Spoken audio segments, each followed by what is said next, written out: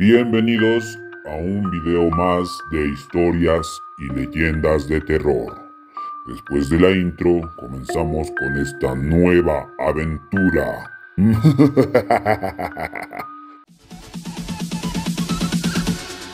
Bounce.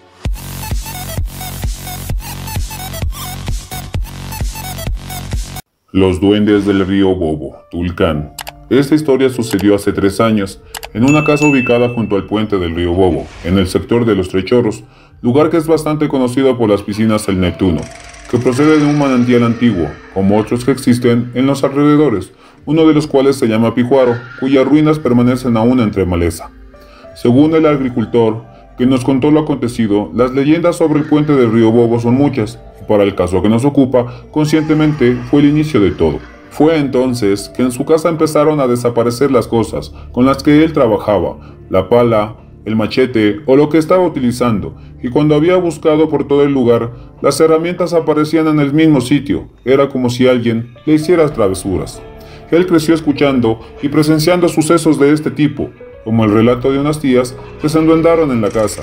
Luego fue testigo de lo que le sucedió a una prima de 7 años, como él la amarraba a la cama para que dejara de jugar en la chorera, junto al puente, y cuando se zafaba, varias personas la regresaban porque era muy fuerte, a pesar de su aspecto débil y enfermizo.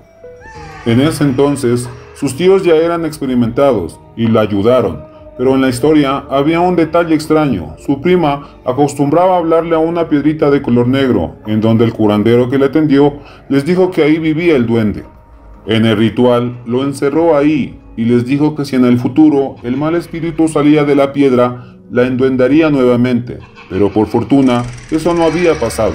Su prima ahora ya estaba casada y tenía hijos. Luego le sucedió a 2 primas pequeñas que desobedecieron la advertencia de los mayores de no visitar la cueva que existía en la orilla del río, frente al Pijuaro. Se pararon en la entrada y gritaron: «Duende, ¿dónde estás? Cógeme si puedes». Eran las 3 de la tarde cuando regresaron a la casa. En la noche, como a las 7, una de ellas flotaba en la cama mientras dormía. Nuevamente los tíos ayudaron juntando lo necesario para la curación: la crin de caballo, el cabresto de cuero, las velas y el tabaco y el vino consagrado, y lo más importante, un cuero de borrego negro. El agricultor, protagonista de esta historia, era padre de 2 hijos. Temió por ellos porque sabía que el duende no se limitaba a hacer travesuras. Lo terrible, y que al principio no conocía, fue que 7 duendes, y no solo uno, habían invadido su casa, y además secretamente hablaba con los pequeños. Sin motivo, los objetos se caían de los andamios, y los hijos del dueño de casa se hundían en el insomnio, adquiriendo el hábito de reírse a solas. En una noche de terror, el hijo mayor gritó adolorido que el duende lo había mordido en la nuca. Sus padres verificaron la marca de una letra A. Un día después, él valientemente, usando la cámara de su celular, les tomó algunas fotos a esos seres que lo atormentaban, junto a su hermanito, y les mostró a sus padres. El agricultor y su esposa, que profesaban la fe católica, con estas pruebas irrefutables, se dirigieron a pedir ayuda a la iglesia. Hablaron con el sacerdote, que les mencionó algunos nombres antiguos de demonios que empiezan con la letra A, y les recomendó visitar a un colega franciscano. Hacía los exorcismos. El franciscano, de procedencia polaca, al mirar las fotos de los duendes, oró.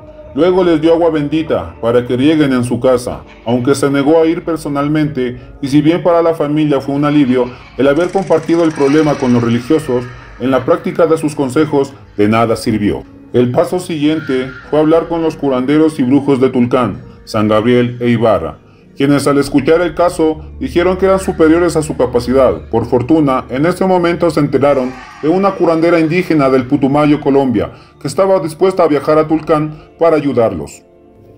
La curandera o chamán era de facciones amazónicas, como de 60 años de edad, y tenía por acompañante una mujer que era clarividente. De inmediato, la casa y el terreno, que se extendían por 1/4 de hectáreas a orillas del río Bobo, fue examinada por las 2 mujeres. La joven contó 7 duendes y dijo que uno de ellos era notable por su peligrosidad. Cuando llegó la noche, encendieron una hoguera en el patio y bajo la luz de la luna, los tíos del agricultor de los niños trabajaron sacándole la piel a un magnífico borrego negro que habían conseguido en Cumbal. Era sacrificio necesario para salvar a los niños. y fue cruel porque lo pelaron aún estando con vida. Entre tanto, en el interior de la casa 7 familiares adultos y 2 curanderas se encargaban de cuidar a los pequeños. Más tarde, a las 12 de la noche, la chamana empezó a canturrear, portando 2 lanzas de chonta en sus manos. Los hombres jugueteaban con el cabresto, soplaban buchadas de trago, puntas y fumigaban con el humo del tabaco los espacios. La vidente identificaba a los duendes y guiaba los azotes. Todos escuchaban chillidos de un animal corriendo por la habitación. Cuando papá y mamá abrazaron a sus hijos, fueron sometidos a una presión intensa de alguien o algo que luchaba para que lo soltara. En ese momento la vidente, entre gritos, dijo que estaban a punto de perderlos y clamó por urgencia por el cuero de borrego negro.